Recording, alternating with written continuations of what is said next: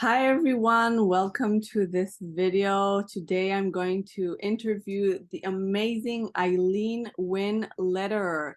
She is an illustrator and she illustrates things that have Jewish themes, and that's what attracted me to her. I came across her work online and I just saw it and was amazed, and I had to meet her. So thankfully she agreed to be interviewed. I'm going to finish this introduction just to know who you're seeing. She is an author of 15 books. Some of her work was published in the New York Times, Scholastic, Simon & Schuster, the Wall Street Journal, Hadassah, and many more. Her works include Between Heaven and Earth, A Little Girl Named Miriam, A Visual Amida, and An Illumination of Blessings, which we will discuss today. She's a Virgo. She has great taste and great color combinations. Her drawings sends you to places full of wonderment. Here is Ilene. So Ilene, thank you so much for being with us. Oh, my pleasure.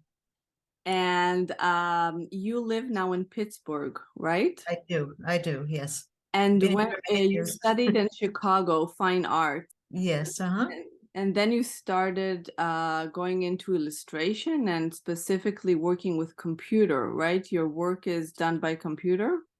Not entirely. I work in a method I call tradigital, which is traditional drawing combined with digital enhancement. So all of my drawings, at least since 2000, have been drawn in sections. I can show you if you like. Yeah, of course. Yeah. Okay, this is from a new series that I'm working on now. It's called A Pantheon of Playthings, and it's kind of whimsical. My interest in Greek mythology goes back way. And this is one I just finished last night. This is just the black and white. This is the Hydra. I don't know if you can see it. Yeah. Okay. Yeah.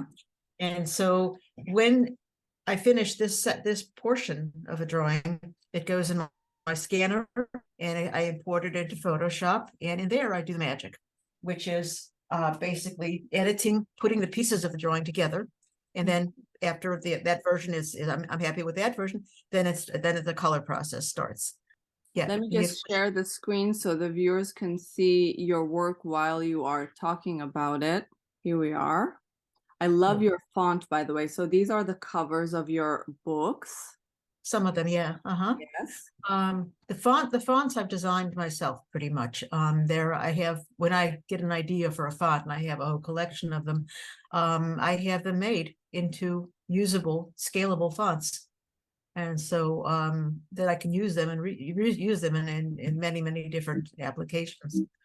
Yeah, well, this is from the Illumination of Blessings, and this is Betzalel, and he and I kind of have a long history, though not as far back as when he lived.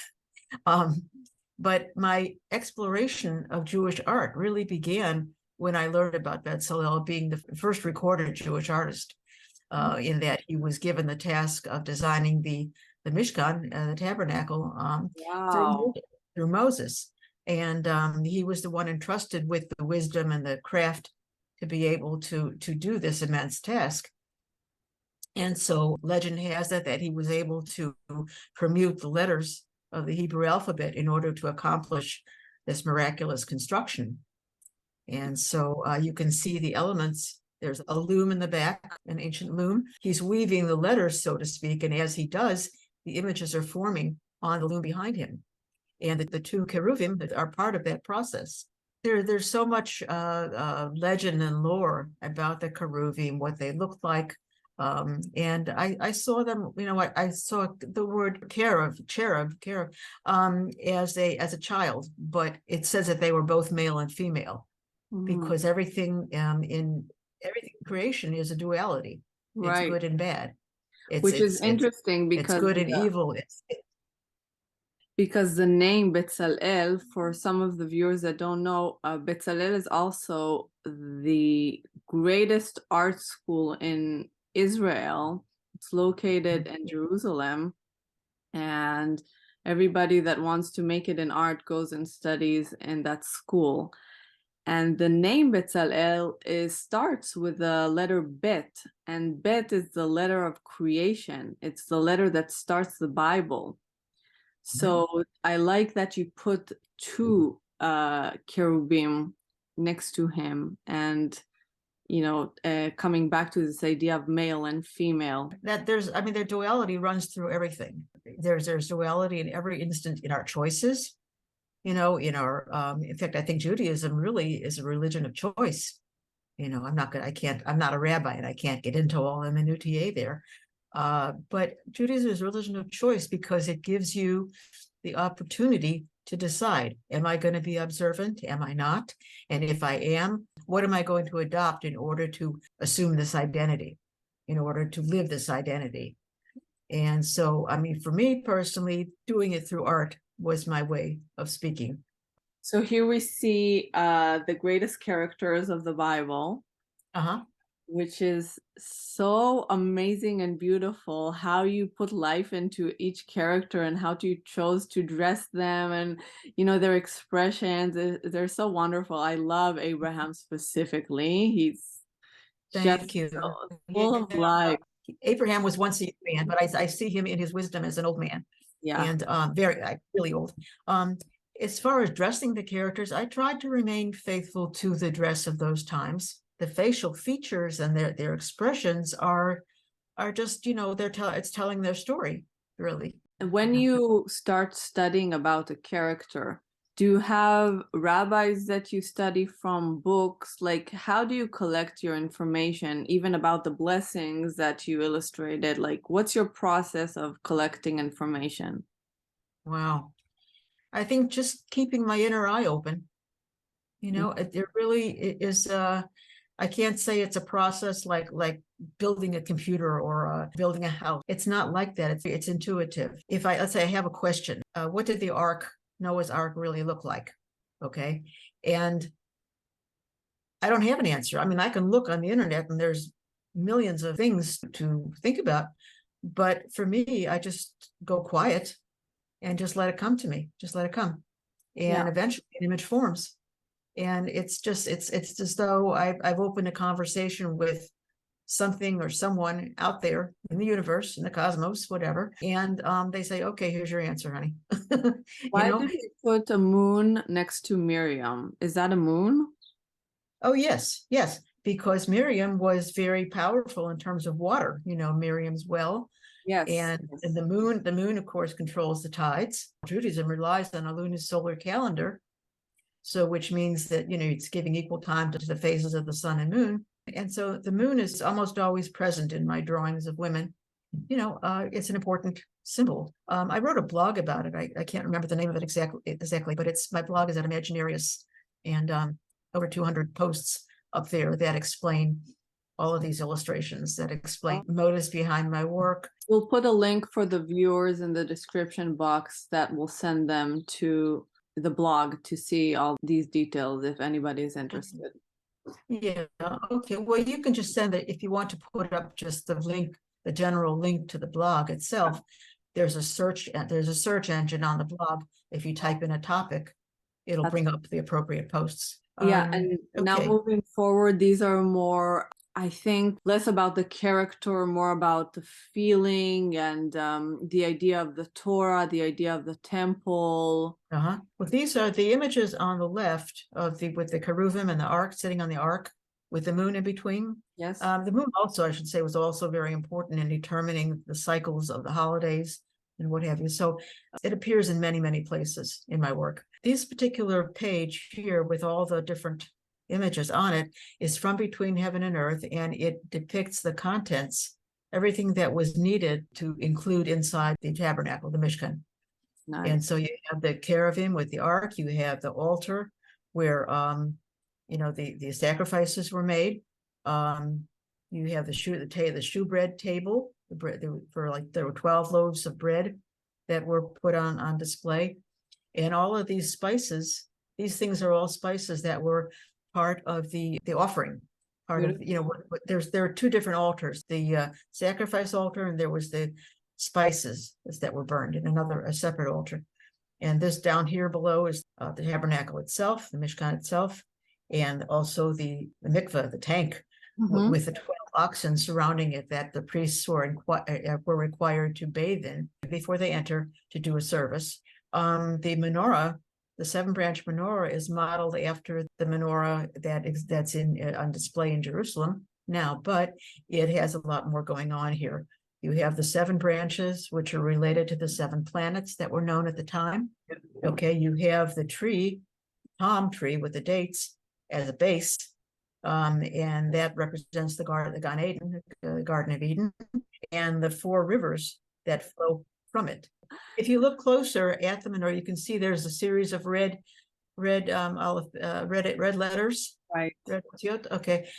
Those are the 10 sferot. Each of them has a meaning in a position on the menorah that represent the tree of life, because menorah basically is a tree of life. Wow. Okay. Yeah, a lot of my viewers are very much into Kabbalah. So each letter is a Is a sephira, a letter number that indicates the energies that run through all creation. The top branch there is Keter, and so on. You know, I like that you chose to put the sun on top of the middle pillar to show the strength of the middle, that actually that is the place we want to be always. Right. Right, exactly. Not to That's it's not where we want to be, but we're striving toward. Right. You know, yeah. So you are actually more than an illustrator, an artist. You're actually a researcher, and you teach through your art. That, yes. And which brings me to a point that also goes back to my observance of Judaism, which is, I mean, I've been a teacher. I've taught at universities and there, but at this point in my life, I figure these books are kind of my legacy, you know, and if I didn't do it by now, it was never going to happen. Coming back to our book, I tried to raise funny. Yeah. The Illumination of Blessings, which I want to focus on because I feel like that was the book that called me in. The idea that we have blessings in Judaism that we are called to say every day, different blessings about different things, and you chose a few of them, 36, yeah. 36 blessings, which are, I think, the most important ones. And then you have an illustration with the text of the blessing in Hebrew and in English. And next to it in the book, you have also a page that explains interesting things about each blessing. So here are some blessings that the viewers can see. And this is the cover of the book.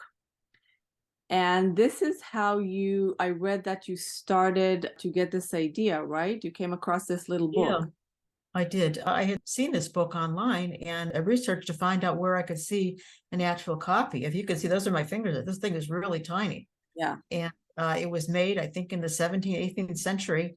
I'm not sure if it was Germany or Poland. It's a Mea Brachos. It's 100 blessings. And I went up to Penn State, where they have a private rare book collection, and I had to make an appointment to go and look at it. And so we drove up there, and it was absolutely fascinating. I mean, the craftsmanship of this thing was just gorgeous. And I said, you know, I'd love to do it. I'd love to do 100 blessings. And I initially was going to do that, but I said, you know what? I don't know how much time I got. I got to do what I can. And so I chose 36. So this is a page of, I guess this is you brainstorming. I've kept journals, many journals over the years, and I usually keep them by my bed because I'll often get an idea at night before I go to sleep. And I don't, my studio's on the 3rd floor of my home, so I don't feel like running upstairs to go and do anything. So I just, scribble these things down. And eventually, scan them and refer back to them. Here is the way you divided the blessings in the book to life, sustenance, journeys, sight, wisdom, and peace. And then I want us to focus on 3 different blessings. And the first one is Modani. I love this one. I think it's the first one in the book. And this is a blessing that we say every morning when we wake up. In Hebrew, it's Modeh ani lefanecha melech chai vekayam, שהחזרת בי נשמתי בחמלה, רבה אמונתך. And in English, there are some things that are lost in translation, but I just want to say that in English it is, I give thanks before you, source of life, for you have mercifully restored my soul within me. Great is your faithfulness. And I just want to say that if we would translate it directly from Hebrew to English, it would be, I give thanks before you, living King. So this idea of me being a little bit smaller in front of this great God and saying thank you and acknowledging that he is the one that is in charge, and for me to wake up in the morning is not obvious. So the first thing is for any Jew is to give thanks. And also a lot of people that are not Jewish and are into the law of attraction and different types of spirituality, giving thanks is a big thing. The more you thank for something, the more you attract it into your life. So to program your mind of giving thanks and seeing the world as something miraculous and wonderful, and that God even made you breathe today, that's a big thing. So I really love the butterfly soul above the woman in the bed. So can you tell us a little bit more about that? Yeah, well, she is, I say she, I think it's female, is a holy messenger. I mean, it is this flying thing is a messenger that is entrusted with carrying our souls from our bodies to the heavenly archive, or wherever it rests overnight. I don't know if you can see it from here, but this angel butterfly is holding an object, which is basically a platonic solid. It's a form that has the Aleph Bet in it. And the Aleph Bet is the source of life, of everything, of creation. And it's everything that is within us is incorporated into this shape.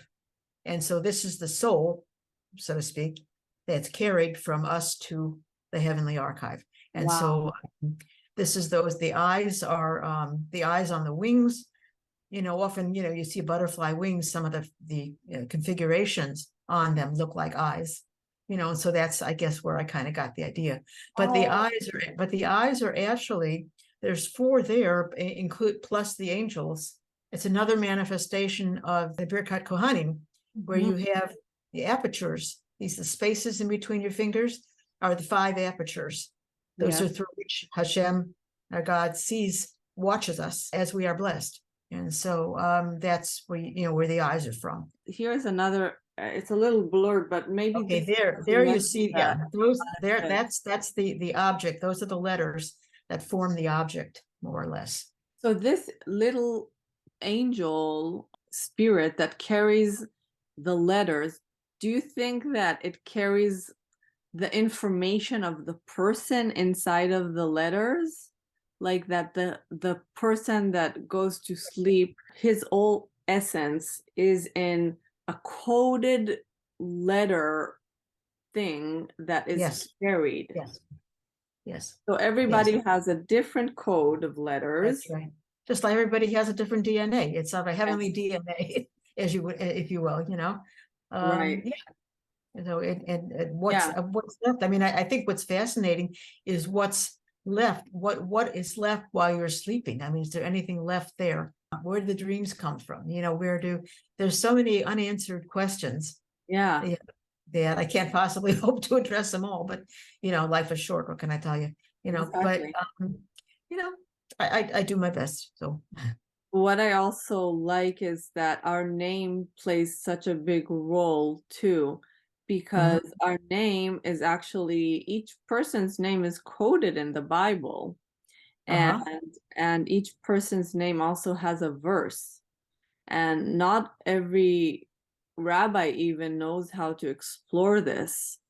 But I think that part of this code that is carried when we go to sleep, and our name that is coded in the Bible and all of that, the secret of letters is such a powerful thing. And regarding what you said about dreaming, like where do we go when we dream? I think that we go when we have a taste for the afterlife Yeah, in a quite way. possibly. But that whole concept is so huge. I mean, I don't know that we can even begin to comprehend it. Here we see the Birkat Cohanim. So you talked a little bit about it, but can you explain more about what it is and the images you decided to put around the blessing? Image of the Birkat Cohanim. If you look close, you can see on the hands are inscribed 15 letters. Okay, and I'm just going to read from here because I can't remember it offhand.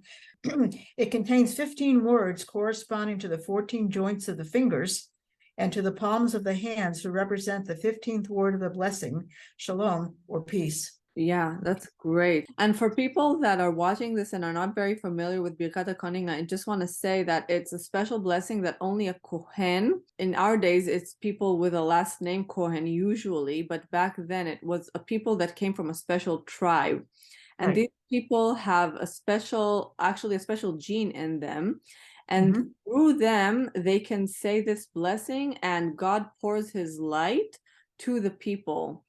Yes. And also, these days, when a Kohen, let's say, drink alcohol or thinks he's not fit to say the blessing, so he's not a good vessel to bring the blessing through him, so he would not do the Birkat Cohanim, because you have to hold a certain level of purity in order to do this. Right. Can you explain more about the images you decided to put around the blessing? The reason I have the symbols of the 12 tribes, the logos, if you will, because the blessing is all for Israel, and each of these tribes is the source of where we all come from, where we all originate from. Also the sun and moon for night and day, for consistency, and the Torah shield on the bottom is also a Torah shield, but it's also the ephod, the stones Kohen Gadol wore. Each of those stones, there's 12 stones, and each of those stones represent one of the tribes. Which symbol is which tribe? Oh boy, okay. At the top, you have the mandrake root for the tribe of Reuven. To the right of that, why did you choose mandrake for Reuben? Because it's a plant associated with fertility. It's the gift that Reuben gave to Rachel so that she could bear children. She was unable to have children. She and Jacob were obviously greatly in love, but they couldn't have children. And so it was supposed to help. It was a gift to her to I don't know, maybe believe in herself, to believe in that she could become a mother. That's why the mandrake. The mandrake has an interesting history of itself. If you look into a medieval herbal book, and you'll see mandrakes portrayed in lots of different forms. Most often, the root of the mandrake is in the form of a human body. And according to legend, when you pull a mandrake out of the ground, it's supposed to scream. Wow. It's like really weird, yeah. Whether or not it grew in Israel at that time, boy, I don't know. That I don't know. The next symbol to the right of it is Shechem, is the town, the city that Abraham's sons destroyed after the rape of Dinah. The lion is, of course, the Lion of Judah, and it's a tribe of Judah. And by the way, that's the only name that has really survived. Like the boat is for Zebulun, whose life revolved around trading and traveling by sea. And then the snake, the serpent, there is for Dan, which is for judgment. And that's why the serpent has scales. The gazelle, which is on the left side, that's for Naphtali. And Naphtali was, in the Bible, it said he was swift as a deer. The two tents above him are for Gad, and they represent that he was a warrior. The vase with a tree growing out of it is for olive oil, which is for Asher, the tribe of Asher. The wolf is for the tribe of Benjamin, and the unicorn and the bull are for Ephraim and Manasseh. I'm sorry, they were Joseph's sons. Right. Yeah, so that's pretty much it. So I suggest that if anybody is interested in learning more, they could go to See Between Heaven and Earth. By the way, it is in some libraries, so it's been out. It was published in 2009, so it's been around. So yeah, that carries a lot more information. And now this is a close-up on the hands. I Yeah, like the style that you have these strokes. You use an outline and then you kind of build the shadow and light through these yeah, little lines that you do. right, right. I mean, I've been very much influenced by medieval woodcuts and just etchings from the 15th century on. The artists like Albrecht Dürer, Martin Schongauer, people that were masters then. What's your favorite medium? My favorite medium? Ballpoint pen. Wow, yeah. I've used I've used acrylic. I'm not able to work in oil paint because I'm allergic to the chemicals in there. So I do acrylic, watercolor, a lot of watercolor. But mostly in the last 20 years, I've done this method of ballpoint pen with digital enhancement. And it's worked well for me. So here we see the last blessing that I want us to talk about, which was personally my favorite. I saw this online and I was like, wow, who created this? It has so much energy in it. And I just love the colors. I love the flame, the fire. I love the candle holder with everything in it. And I like that she brings the light towards her, really focuses on the light that comes from the candles. So for those of you who don't know, this is the blessing on the Shabbat candles. That is one of the 3 mitzvot that a woman is supposed to do. And she lights these candles before the Shabbat enters on a Friday evening, before the sun comes down. And she says the blessing, ברוך אתה ה' אלוהינו מלך העולם, אשר קידשנו במצוותיו וציוונו להדליק נר של שבת. And there is a lot of ideas of why it's 2 candles. So some say it's the man and the woman, and the light brings the Shekhinah, the peace between them on the Saturday. Some say, you light the candles to bring light into your house, to see the food that you're eating. The light represents the light of God. And also this idea that on Sabbath, on Shabbat, you have what's called a neshama yetera. It's an extra part of your soul, like a double soul that you're granted. Your spirituality is heightened. So one candle represents your, let's say, weekly ordinary soul, and the other candle is the soul that is added to you. So what gave you this idea of, I like that. Yeah. yes, of putting the wheat symbol in the candle holder and the pomegranate? Like, how did you come up with that? Oh boy, I could see why. I think you initially, in one of your notes to me, you said that the candle holder reminds you of a womb. Yes. That was a surprise to me. That's one more piece of the puzzle unwrapped. I didn't think of it that way. 2 candles work for the composition with the 3 stars balanced above. And you have the wheat in the center, which is an old symbol of fertility. So is the pomegranate, by the way. And I can see why you read the idea of a womb into it. It looks like ovaries. I saw it and that jumped straight to me.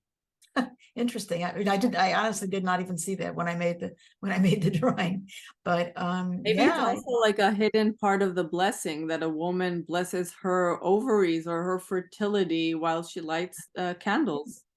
Well, yeah, she's recognizing that extra soul, but she's also recognizing a process that's ongoing within her of being the carrier of the next generation. Why is wheat a symbol of fertility? Well, because it grows in abundance, and it's the source of our food. The image in the background, the Shekhinah. Yes. She's the feminine essence. She's also doing some sort of Birkat Cohanim on the candle flame. Right, because the Shekhinah is the feminine aspect of Hashem. And so she has all the rights and privileges that he does. And so if she wants to do the Birkat Cohanim, more power, Okay, here's another. I don't want us to really dive deep. I just wanted to put this one in because I think it's gorgeous. This is Birkat Levana, the blessing on the moon. We do it in a new moon every month. And I also like it because it's, it's very free. The woman is going with her musical instrument and the talit. I think it's really, really good. Yeah, the talit actually is, if you look at the 4 corners where the fringes are, The talit is actually the same pattern used in the Birkat Cohanim. The tambourine she's holding represents Miriam's tambourine. Yes. Okay. And the water, of course, is all about Miriam. And the boat, the ship in the background, is a kind of an early explorer, medieval Columbus type ship. I think the most interesting part of this is the astrolabe, Reta, it's called Reta. That's why the ship is consulting their astrolabe to be able to determine directions of the positions of the moon and the stars, determine date, time, and place. And the woman is holding a cup. It's a Kiddush cup, but I don't know if you can see it on here, but it's Miriam's name spelled out in Proto-Hebrew. The kind of Hebrew that was found on the Mesha stone. All right? So you're tying Birkat Levana to Miriam and to the water. Yes. And yes. actually to the wine, to the blessing of the wine. Yes. Yes. It was considered that Miriam was holding a well and that the people in the desert were drinking from this well. But it actually is in a way a spiritual well, that she was nourishing them with spirituality. That's correct. The Miriam's well was actually said to have been one of the 10 things created on the sixth day of creation. Wow. So that it's kind of a spiritual entity that travels with Israel, with the people. And it appears when it's needed. Yeah. So it's kind of a neat idea. In fact, the ocean is in essence an enormous infinite well, So there's no reason it can't be portrayed as an enclosed object or a one with no borders.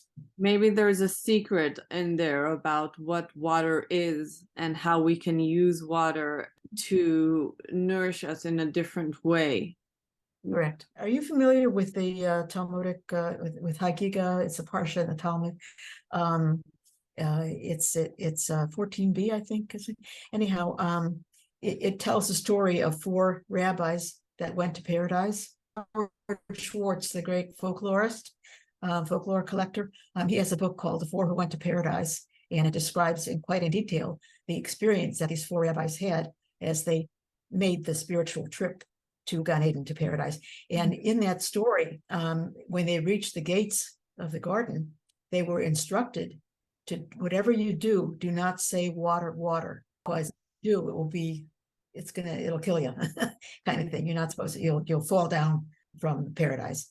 And so that also went into the thinking here. It's really complicated. I don't think we can do it in 1 hour, but it's definitely your recommended reading. I love it.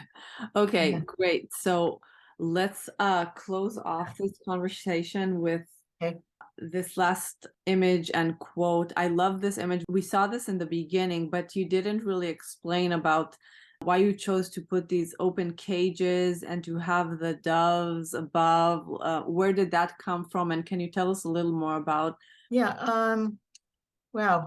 Well, the birds there are doves, obviously, and they're birds of peace. And you can't see, there's no writing on the banner between them, because that's the message that only you get to interpret when you've reached a certain level of spirituality.